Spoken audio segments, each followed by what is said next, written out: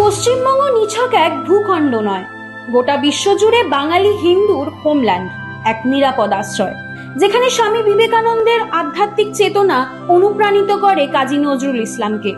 উত্তরে পাহাড় থেকে লালমাটির পথ ধরে ম্যানগ্রোভ অরণ্য সাক্ষী থাকে সাংস্কৃতিক নবজাগরণের।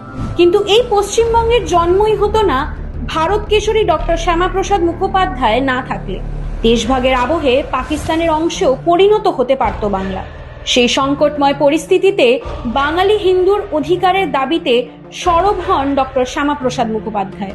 পাকিস্তানের করালগাছ থেকে ছিনিয়ে আনেন পশ্চিমবঙ্গকে। 1946-47 সালের কথা। অবিভক্ত বাংলায় তখন চলছে মুসলিম লীগের বর্বর শাসন। চূড়ান্ত বর্বরতা, অত্যাচারের সম্মুখীন হয়েছিল লক্ষ লক্ষ বাঙালি হিন্দু। 1946-এর আগস্টে দি গ্রেট ক্যালকাটা কিলিং, অক্টোবর-নভেম্বরে নোয়াখালীতে হিন্দু গণহত্যা প্রমাণ করে দিয়েছিল পাকিস্তানি শাসনে হিন্দুদের বেঁচে থাকা অসম্ভব। এহেন পরিস্থিতিতে 1947-এর 4 থেকে 6 এপ্রিল তারকেশ্বরে আয়োজিত হয় বঙ্গীয় হিন্দু মহাসভার কনফারেন্স। সেই কনফারেন্স থেকেই ডক্টর শ্যামাপ্রসাদ মুখোপাধ্যায় দাবি তোলেন বাংলা ভাগই এই সমস্যার একমাত্র সমাধান। সেই দিন তারকেশ্বর রাজবাড়ির মাঠ থেকে যে দাবি উঠেছিল, ক্রমেই তা আরো জোরালো হয় দিকে দিকে।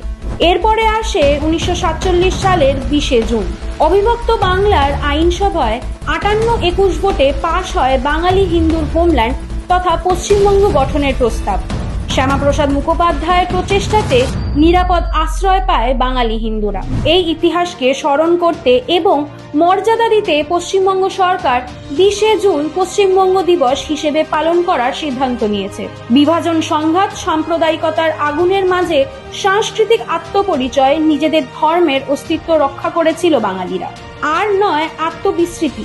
আসুন হাতে হাত রাখি, শিক্ষা নিই সেই ইতিহাস থেকে, স্মরণ করি, শ্রদ্ধা জানাই সেই সমস্ত মনীষীদের যাদের জন্য এখনো বেঁচে রয়েছে বাংলার সংস্কৃতি, নিরাপদ রয়েছে বাঙালি।